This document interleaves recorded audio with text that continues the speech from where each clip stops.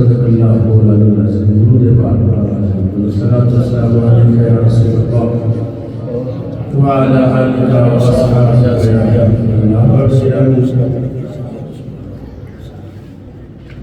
قرآن کتاب ہدایت ہے، کتاب نور ہے، کتاب رحمت ہے، کتاب شفا ہے۔ قرآن ہمیں عقیدہ عطا فرماتا ہے،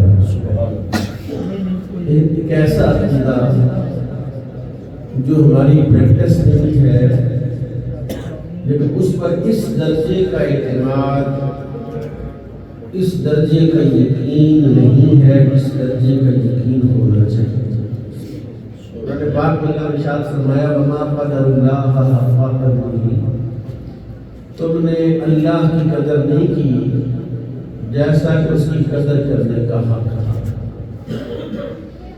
یعنی ایک ذرہ ناچیز کو جو چیز بناتا ہے، ایک قطرے کو وہ سمندر بناتا ہے، ایک لا شے کو وہ شے بناتا ہے، پھر اس پر اپنی رحمتوں کی بارش برساتا ہے۔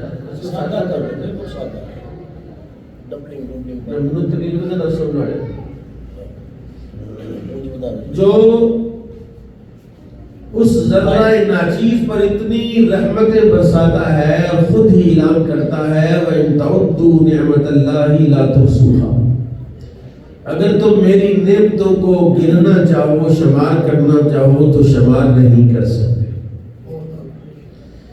پھر اس نے ہمیں حلال اور حرام کی تمیز عطا فرمائی، شریعت عطا فرمائی، اور حضرت انسان کہیں بھی اگر بہکا ہے، بھٹکا ہے تو وہ لالچ کی وجہ سے بہکا بھٹکا ہے۔ اسے یقین نہیں رہا کہ کل کا کھانا میرا کون پہنچائے گا۔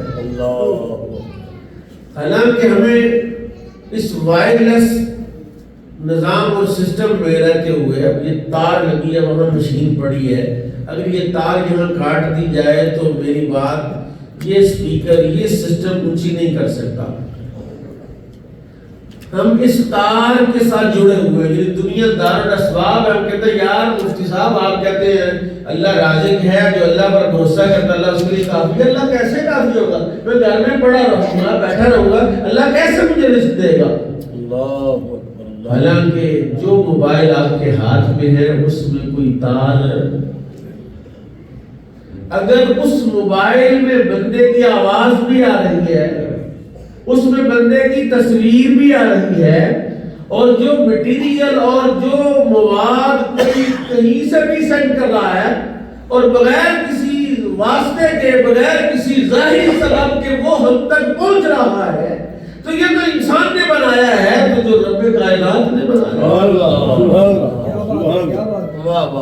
وہ کہتا من یتوکل علی اللہ فہو حسبہ، جو اللہ پر توکل کرتا ہے اللہ اس کے لیے کافی ہو جاتا ہے۔ اللہ اس کے لیے جو ہے وہ اس کی تمام ضرورتوں کو پورا کرنے کا ذمہ دار ہے۔ قرآن کا وما من دابۃ فی الارض الا علی اللہ رزقھا، کائنات ارض سما میں جتنے بھی مخلوق ہے اللہ کہتا ہے سب کا رزق میرے ذمہ ہے۔ ابھی میں ایک آیت پر غور کر رہا تھا، میں سوچ رہا تھا مجھے ابا جی نے 10 منٹ دیے اور آپ کو پتا ہے میں بندہ بھی صحیح نہیں، اس وجہ سے میں سوچ رہا تھا کہ کس مضمون پر بات کروں کہ میری بات آپ کو سمجھ بھی آ جائے اور میں اس بات میں کامیاب ہو جاؤں کہ قرآن کی کوئی آیت آپ کے ذہن میں، آپ کے دل میں نقش کر سکوں اور میری بات پوری ہو جائے، آپ کا وقت بھی ضائع نہ ہو اور قرآن بھی سمجھا اور سمجھایا جائے، میری نوکری بھی پوری ہو جائے جو اللہ نے لگائی ہے۔ میں یہ آیت پر غور کر رہا تھا من یتق اللہ یجعل له مخرجا ویرزقه من حیث لا یحتسب۔ سبحان اللہ۔ حالانکہ یہ آیت نمبر 2 اور 3 کا، یعنی دوسری آیت سے شروع ہوتی ہے یہ بات، من یتق اللہ یجعل له مخرجا، یہاں دوسری آیت پوری ہو جاتی ہے، ویرزقه من حیث لا یحتسب، یہ تیسری آیت کا حصہ ہے۔ اور میں آپ کو یہ بات مثال کے طور پر سمجھانے لگا ہوں کہ اس آیت سے پہلی آیت اور اس آیت یہ بات کی آیت پر آپ غور کریں نا تو آپ کو سمجھ آ جائے گی کہ اللہ اس آیت میں سمجھانا کیا چاہتا ہے. سبحان اللہ.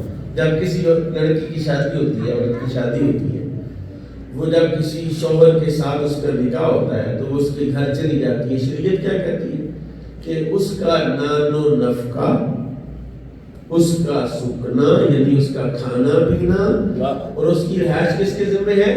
خاوند کے ذمہ. اللہ نے فرض فرمائی، اللہ نے لازم فرمائی. اب اچانک کیا ہوا کہ شوہر نے اس عورت کو جس کے ساتھ اس نے سال گزارا، 2 سال گزارے، 10 سال گزارے، طلاق دے دی.